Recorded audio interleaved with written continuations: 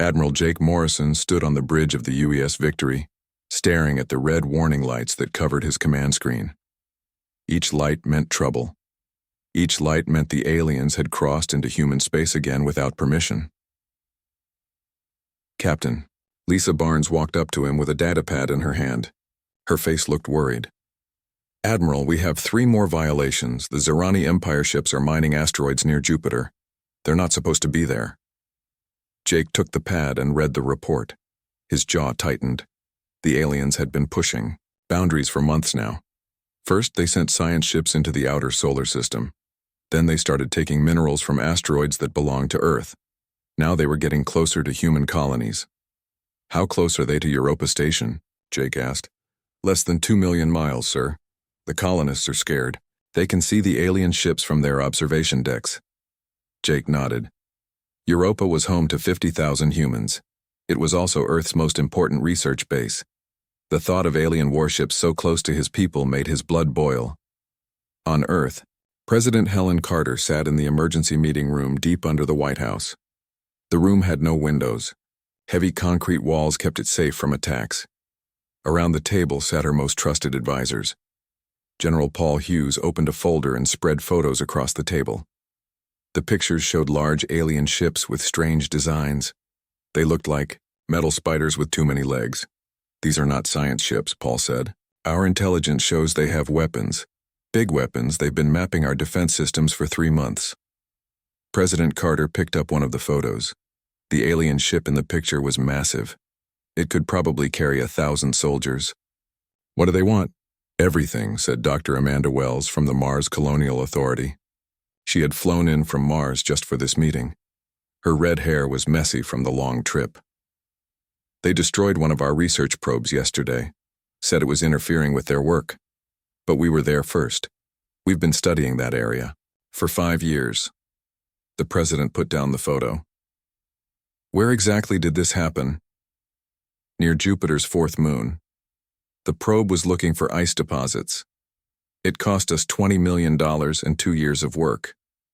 Amanda's voice shook with anger. Director Ryan Cole from Terran Intelligence leaned forward. He was a thin man who never showed emotion. But today, even he looked upset. "There's more. The alien ambassador is coming here today. He thinks we'll just say sorry and do nothing, like always." President Carter stood up. She was not a tall woman, but when she was angry, she seemed to fill the room. "What makes him think that?" "Because that's what we always do. The aliens take what they want. We complain. They ignore us. We give up." Ryan's words were cold and factual. The room went quiet. Everyone knew he was right.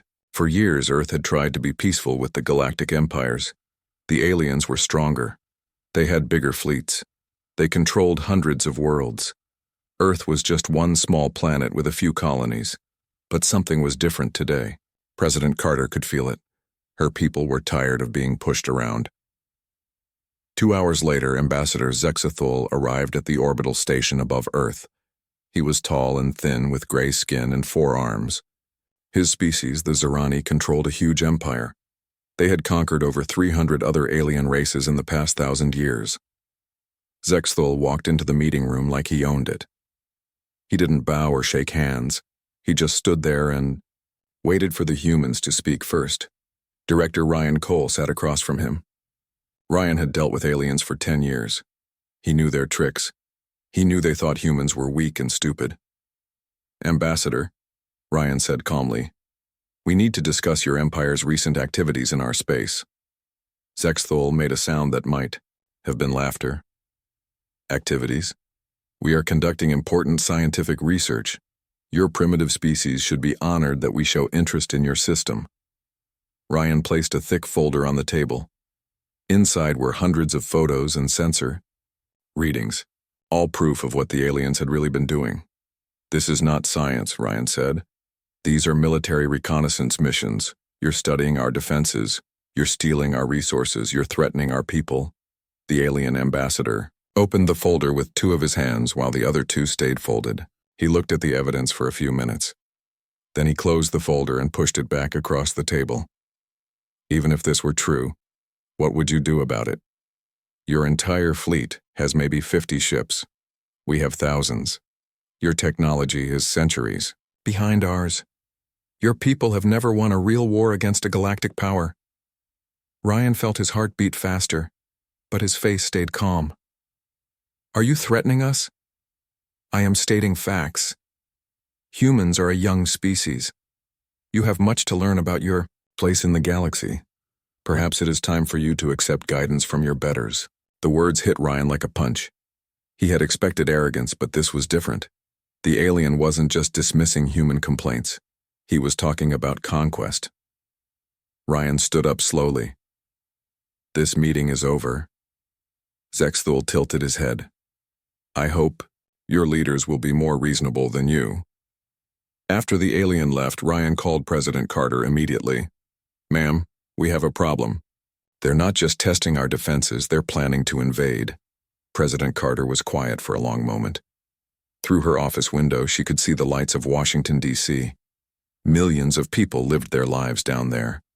They went to work, raised families, dreamed about the future. They trusted her to keep them safe. Get me Admiral Morrison, she said finally, and prepare the cabinet for an emergency session. It's time to show the galaxy what humans do when someone threatens our home. The decision that would change everything was about to be made. Earth would not back down this time. The age of human patience was over. Admiral Jake Morrison watched the stars through the main window of the UES Victory. His 12 ships looked tiny compared to what waited for them at the edge of Zerani space. 200 alien warships hung in the darkness like angry metal wasps. Captain, Steve Parker's voice came over the radio from the UES Defiance. Admiral, my sensors show more ships arriving. The aliens are bringing everything they have. Jake nodded to himself. He had expected this. The Zerani Empire wanted to show their strength. They wanted to scare Earth into backing down. But Jake had orders from President Carter herself. There would be no backing down today. Commander Beth Sullivan spoke from the UES Guardian. Sir, we're getting signals from news ships. The whole galaxy is watching this. Jake smiled grimly. Good. Let them watch. Let every species in the galaxy see what happened when someone pushed humanity too far. On the Zerani flagship, Fleet Commander Vortak studied the human ships through his viewing screen. He was a huge alien with thick gray skin and red eyes. Scars covered his face from 100 battles. He had conquered planets and enslaved entire species. 12 ships, he said to his officers. They bring 12 ships to face my fleet. He made a sound like grinding metal that passed for laughter among his kind. His second-in-command, Captain Yextar, pointed at the screen. Commander, their ships are smaller than our fighters. This will not even be a real battle. Vortak nodded. Send a message to their admiral. Tell him he has one chance to surrender before we destroy them all. Back on Earth, President Carter stood in the war room watching the live feed from space. The room was packed with military leaders and government officials. Everyone was quiet. Everyone knew what was about to happen would change human history forever. General Paul Hughes stood beside her. Ma'am, our ships are in position. Admiral Morrison is ready to deliver your message. President Carter took a deep breath. She had written this speech herself. Every word had been chosen carefully. This was not just a message to the Zerani Empire. This was a message to the entire galaxy. Send the signal, she said. Admiral Morrison received the transmission and nodded to his communications officer. Broadcast on all frequencies. I want every ship out there to hear this. The message went out across space, on ships and planets throughout the galaxy. Billions of beings heard President Carter's voice. I am Helen Carter, President of Earth and representative of all humanity. Today I speak not just to the Zerani Empire, but to every species in the Mar galaxy who believes in freedom and justice. On the Zerani flagship, Commander Vortak laughed when he heard the transmission. The human female thinks she can threaten us, but President Carter was not finished. The Zerani Empire has violated our space for the last time. They have stolen our resources, threatened our people, and ignored our sovereignty. Today, that ends. Her voice grew stronger. This is our ultimatum. All Zerani forces will withdraw. From human space within 72 hours. All stolen materials will be returned. All surveillance of human worlds will cease immediately. The Zerani Empire is permanently banned from entering any system controlled by Earth or our allies. Vortak stopped laughing. The human woman was serious. She was actually giving them orders. Any violation of these terms will be met with immediate military action. Any attack on human forces or territories will be considered an act of war. We will defend ourselves and our allies with all available force. Captain Steve Parker listened to the message from his ship. He had never been prouder to be human. President Carter was standing up to an empire that controlled half the galaxy. Commander Beth Sullivan felt the same way. Her crew was ready to fight. They had trained for this moment for years. The age of empires taking whatever they want is over. President Carter continued. Humanity will not be bullied. We will not be conquered. We will not surrender our freedom to anyone. The transmission ended. Space was quiet for a moment. Then Commander Vortak's angry voice filled the radio channels. Humans, you dare to give orders to the Zerani Empire? We have conquered 300 species. We have destroyed civilizations, older than your pathetic planet. You are insects compared to us. Admiral Morrison listened calmly. He had expected this reaction. Vortak continued. You have 24 hours to withdraw your foolish ultimatum. If you do not, we will crush your ships and then your world. Your species will serve the Empire or be eliminated. The alien commander cut the transmission. The two fleets faced each other in the darkness of space. On Earth, Colonel Danny Brooks activated Operation Fortress Wall. Hidden defense systems all over the solar system came online. Weapons that had been built in secret for 20 years powered up. Humanity had not been idle during the years of peace. Dr. Karen Stone worked frantically in her laboratory. The new defensive technologies were ready, but they had never been tested in real combat. Today would prove if human science could match alien power. In cities around the world, people watched the news broadcasts. Mayor Tony Bell of New Geneva organized evacuation procedures. But most humans did not run. They stayed and waited. They trusted their leaders and their military. The 72-hour deadline began counting down. On the Zerani flagship, Commander Vortak met with his officers. Prepare for battle, he ordered. When the deadline passes, we will show these humans what happens to species that defy the Empire. But he made a mistake. He sent more ships into human space. Zerani mining vessels moved closer to Jupiter. Military scouts approached Mars. The Empire was not just ignoring the ultimatum, they were mocking it. Admiral Morrison received word of the new violations. He contacted President Carter immediately. Ma'am, they're sending more ships into our territory. They're not going to respect the deadline. President Carter was quiet for a moment. Then she spoke in a voice cold as space itself. Then we show them what humans do when diplomacy fails. Activate Code Phoenix. The words every military officer had hoped never to hear were spoken. Earth was going to war. Captain Amy Davis heard the words Code Phoenix over her radio and felt her heart skip a beat. She had trained for this moment her whole career, but she never thought it would actually happen. Her ship, the UES Lightning, was about to fire the first shots in humanity's war against the Zerani Empire. All stations, this is Lightning Actual, she said into her headset. We are weapons free. Repeat, we are weapons free. Her crew moved quickly to battle positions. They had practiced this drill thousands of times, but today it was real. Today human lives depended on how well they did their jobs. The first target was a Zerani mining platform near Ceres Station. The alien structure was huge, bigger than most human cities. It was stealing ice and minerals that belonged to Earth's colonies. Worse, it was full of alien soldiers who could attack human settlements at any time. Target locked, reported Lieutenant Commander Jake Turner from his tactical station. All weapons ready to fire. Captain Davis looked at the alien platform on her screen. In a few seconds, she would start a war that could destroy her entire species. But the aliens had made their choice when they ignored Earth's ultimatum. Fire, she said quietly. The UES Lightning's new weapons lit up space. Beams of pure energy shot across the darkness and hit the alien platform. The structure exploded in a ball of fire that could be seen from Mars. Pieces of burning metal scattered in all directions. On the Zerani flagship, alarms started screaming. Commander Vortok stared at his screens in shock. The human ship had just destroyed a military platform that his engineers said was impossible to damage. How? He roared at his officers. How did one small ship do that?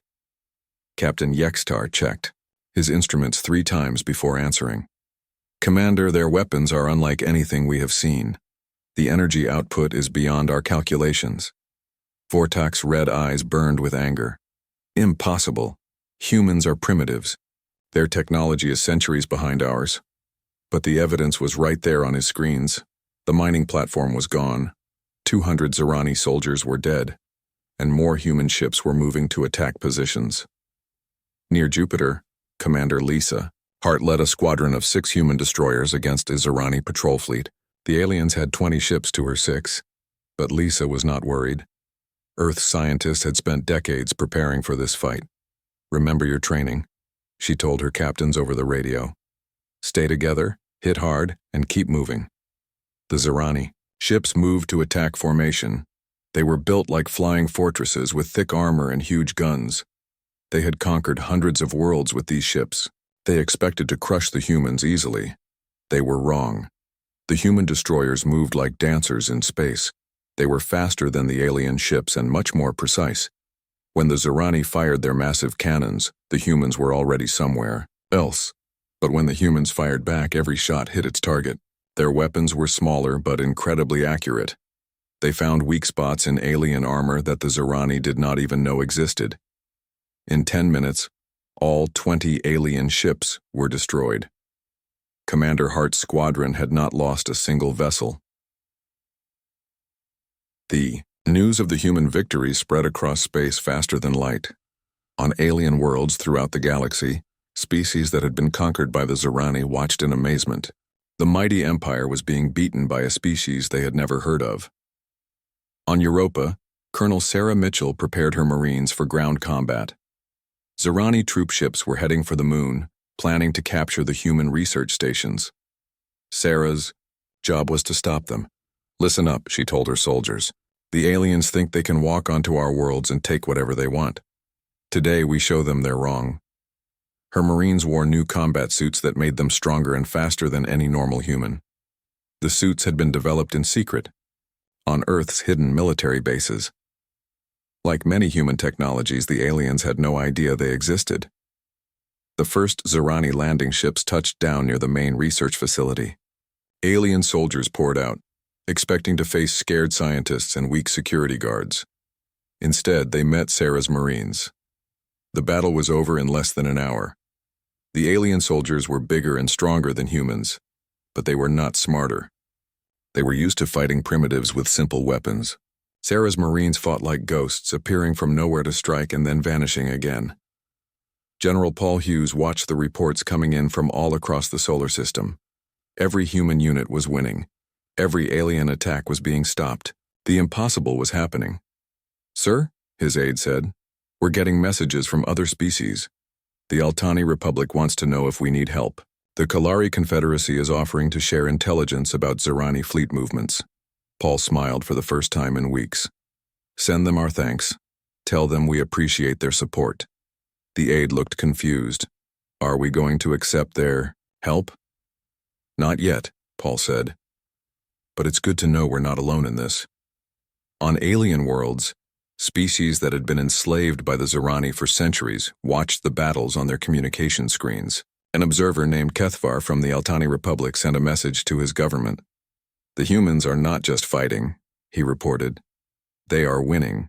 Their technology is far beyond what we estimated. If they can defeat the Zerani Empire, perhaps we can be free as well." Back in space, Admiral Morrison received reports from all his ships. The first day of fighting was almost over, and humanity had not lost a single vessel. But he knew this was just the beginning. "Send a message to President Carter," he told his communications officer. "Tell her the first phase is complete. All Zerani forces in our space have been destroyed or driven out." On Earth, President Carter read the report with mixed feelings. She was proud of her military, but she knew the aliens would not give up easily. The real war was just starting. "What's our next move?" asked General Hughes. President Carter looked at the star map on her wall. Red dots showed Zerani positions throughout the galaxy.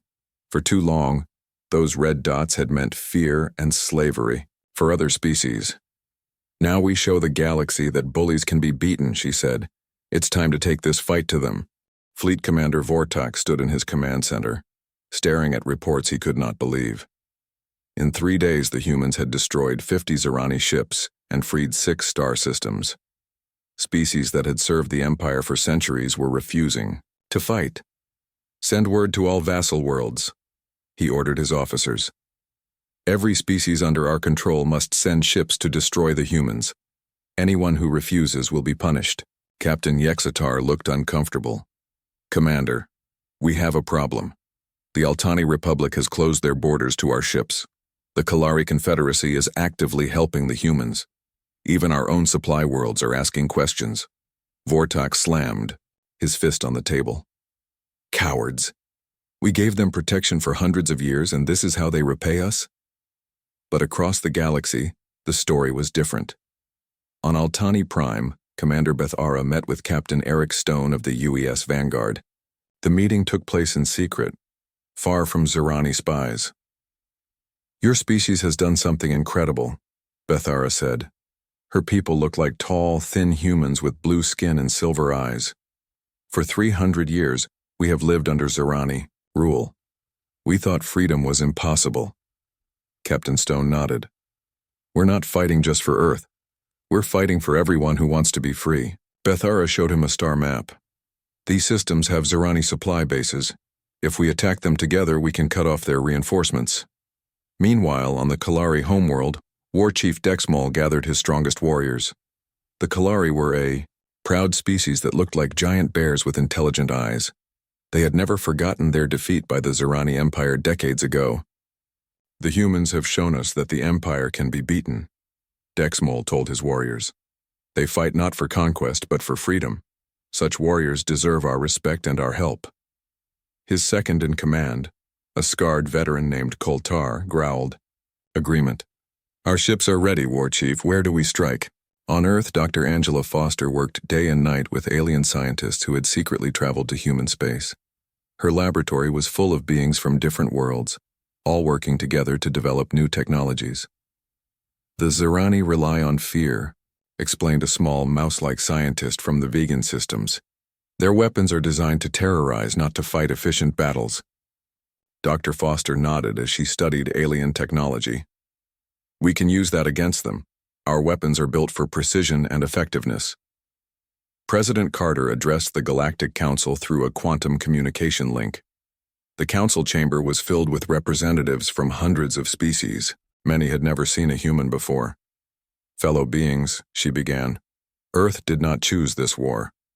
We wanted peace, but when peace becomes slavery, free people must fight." Director Ryan Cole watched the security feeds as alien diplomats whispered among themselves. Some looked interested, others seemed afraid. A few appeared angry. President Carter continued, "The Zerani Empire claims to bring order to the galaxy. But what kind of order requires the destruction of freedom? What kind of peace comes from the barrel of a gun?" On the screen, she could see representatives from dozens of species nodding in agreement. The Empire's propaganda was losing its power. "Earth offers a different path," she said. "We offer partnership, not domination. We offer cooperation, not conquest. We offer hope." The transmission ended, and within hours, secret messages began, arriving from across the galaxy. Species that had been too afraid to resist were now asking how they could help. The turning point came when Commander Susan Rodriguez discovered intelligence that changed everything. Her stealth ship, the UES Shadow, had been watching Zerani fleet movements for weeks. "Admiral Morrison," she reported over encrypted communication, "I've found their main construction yards. The Empire is building new ships faster than we're destroying them." Admiral Morrison studied the data on his screen. The Zerani shipyards were in the Nexus system, deep in enemy territory. They were protected by massive defense platforms and hundreds of warships. "How many ships are we talking about?" he asked. "Over 1,000 in various stages of construction. If they finish building them, they'll outnumber us 10 to 1. Admiral Morrison knew what had to be done. "Prepare Operation Deep Strike. Get me Captain Frank Miller." Captain Miller commanded the stealth flotilla, 12 ships designed to be invisible to enemy sensors. His mission would be the most dangerous of the war. "Frank, we need you to take out those shipyards," Admiral Morrison explained. "It's a one-way trip. The defenses are too strong for a rescue mission." Captain Miller smiled grimly. "Admiral, my crew and I didn't join the Navy to play it safe. We'll get the job done." The stealth ships slipped through space like ghosts. They avoided Zerani patrols and sensor networks, moving deeper into enemy territory than any human ship had ever gone. When they reached the Nexus system, Captain Miller could not believe what he saw. The shipyards were even bigger than the intelligence reports had suggested. Hundreds of partially built warships floated in construction cradles. "All ships, this is Miller," he whispered over the communication system. "Remember, we hit the power, cores first. Without power, those ships are just floating metal." The attack was swift and devastating. Human stealth ships appeared from nowhere, striking at the heart of Zerani ship production. Explosions lit up the system as massive construction facilities were destroyed. Captain Miller's ship was hit by defensive fire as they tried to escape. His last transmission was heard across human space. "Mission accomplished. The shipyards are gone. Make it count." News of the successful raid spread throughout the galaxy faster than Zerani attempts to hide it. General Rachel Turner coordinated liberation efforts on worlds where local populations rose up against their oppressors. On Vega 7, humans and aliens fought side by side to free prison camps. On Centauri Beta, Zerani governors fled as their own former subjects turned against them. The psychological impact was enormous. The invincible Zerani Empire was not just losing battles, it was falling apart. Species that had been conquered centuries ago were remembering what freedom felt like. Emperor Zarthek himself finally spoke from the Imperial throne world. His message was broadcast across the Empire. "The human plague will be stopped," he declared. "I am personally taking command of our forces. This rebellion ends now." But his words sounded hollow. Everyone could see that the Empire was crumbling. The humans had done more than win battles. They had given the galaxy hope. President Carter read the Emperor's speech in her office. Outside her window, she could see people celebrating in the U streets. They knew victory was coming. "Ma'am," General Hughes said, "our allies are reporting that Zerani forces are retreating from dozens of systems. The Empire is in full collapse." President Carter nodded, but she remained serious. "The most dangerous animal is a wounded one. Emperor Zarthek will try something desperate. Make sure our defenses are ready." She was right to be cautious. The Taisa final battle was coming, and it would determine the future of the entire galaxy. 6 months after Earth's ultimatum, Admiral Jake Morrison walked through the corridors of what had once been the most feared ship in the galaxy. The Zerani flagship now belonged to humanity and its allies. Its weapons were silent, and its crew was in prison. Fleet Commander Vortak sat in a small room with his hands bound. The proud alien warrior who had conquered dozens of worlds now looked old and defeated. His red eyes no longer burned with anger. They showed only exhaustion. "The Galactic Liberation Accord has found you guilty of crimes against sentient beings," Admiral Morrison said formally. "You will spend the rest of your life in prison along with others who chose conquest over peace." Vortak looked up at the human admiral. "You have won this war, but war never truly ends. Someone else will try to build an empire. Someone else will seek to rule." Admiral Morrison nodded. "Maybe, but they'll have to get through us first. And now the galaxy knows that empires can fall." On Earth, President Helen Carter stood before the largest gathering of alien representatives in human history. The Great Assembly Hall had been built specially for this occasion. Beings from over 200 different worlds sat together, planning a new future for the galaxy. Ambassador William Clark helped coordinate the massive diplomatic effort. Translation devices allowed hundreds of different species to understand each other. For the first time in galactic history, all these beings were meeting as equals.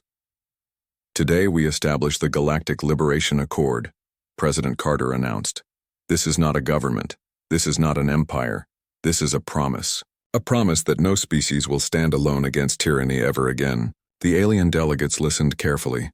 Many of them had lived their entire lives under Zerani rule. Freedom was still a new concept for them. Dr. Patricia Lee stood at a podium covered with alien technology. We will share our defensive technologies with all member worlds, she explained. No species should have to face invasion without the tools to protect themselves. A representative from the Vegan systems raised a tentacle-like arm. What about species that are not advanced enough for these weapons? Dr. Lee smiled. Then we help them advance. Knowledge belongs to everyone, not just the powerful.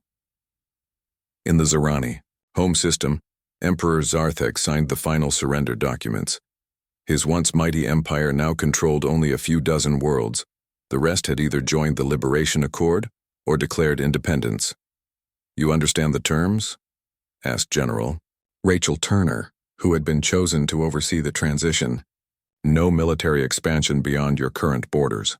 No interference with other species. No weapons of mass destruction. The Emperor's many arms shook as he signed each page. He had ruled half the galaxy for 50 years. Now he was just another local leader trying to keep his people fed. What guarantee do I have that you will not destroy us completely, he asked. General Turner's expression was firm but not cruel. The same guarantee you gave to the species you conquered. None. But unlike you, we believe in second chances. Follow the agreement, and your people can live in peace. Commander Kelly Hayes stood on the observation deck of the new Terran Defense Grid command station. From here, she could monitor ship movements throughout human space. The network of defensive platforms ensured that no aggressive force could threaten Earth or its allies again. Captain Greg Moore contacted her from Defense Station Alpha.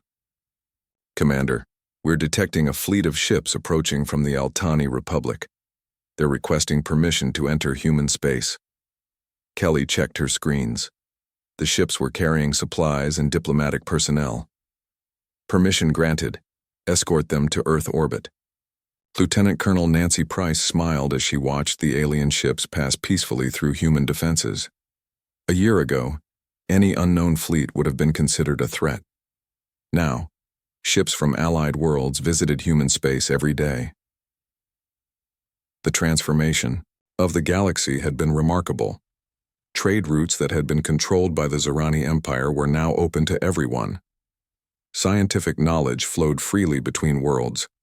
Art and culture were shared across species barriers. On Mars, Dr. Amanda Wells welcomed a group of alien scientists to her research facility. Today we begin the Galaxy Health Project, she announced. Together we will find cures for diseases that affect multiple species. The alien scientists were excited to work with humans. Earth's medical technology had proven as advanced as their military systems. Many species hoped that human doctors could solve problems that had plagued them for centuries. But the greatest change was not in technology or politics. It was in hope. Throughout the galaxy, children of different species learned that they could dream of a future without fear. They could imagine becoming scientists, artists, or explorers instead of soldiers or slaves. Admiral Morrison returned to Earth a hero, but he was more interested in retirement than parades. He stood in his garden watching the stars through a telescope. Sometimes he could see alien ships passing peacefully overhead. His wife found him there one evening. "Do you ever regret it?" she asked. "Starting this war?" Jake was quiet for a long moment. "We didn't start it. We just finished it." President Carter served 2 more terms before stepping down to write her memoirs. In her final speech as president, she reflected on the changes that had swept the galaxy. "When I issued that ultimatum, I thought we were fighting for Earth," she said. "I didn't realize we were fighting for everyone. Sometimes the greatest victories come not from conquest, but from showing others that victory is possible." Dr. Karen Stone's final research notes became required reading at universities across the galaxy. Her conclusion was simple but profound. Earth's isolation was not a weakness, it was preparation. While other species learned to submit to empires, humans learned to be free. When the time came to defend that freedom, we were ready. The Zerani Empire still existed, but it was no longer an empire. It was just another member of the galactic community, struggling to rebuild its reputation and earn the trust of its neighbors. War Chief Dex Moll of the Kalari often visited Earth to hunt in the Canadian wilderness with human soldiers. The bonds forged in battle had created friendships that would last generations. Commander Bethara established the first interspecies university on Altani Prime. Students from dozens of worlds studied together, learning not just science and technology, but understanding and cooperation. Years later, when new species joined the galactic community, they were amazed to learn that humans had once been considered weak and primitive. The same species that had faced down an empire now served as teachers, protectors, and friends to anyone who needed help. The galaxy had learned an important lesson. Size and strength meant nothing without courage and principles. The smallest planet had changed everything, not through conquest but through example. Earth's ultimatum had ended more than a war. It had ended an age of fear and begun an age of hope.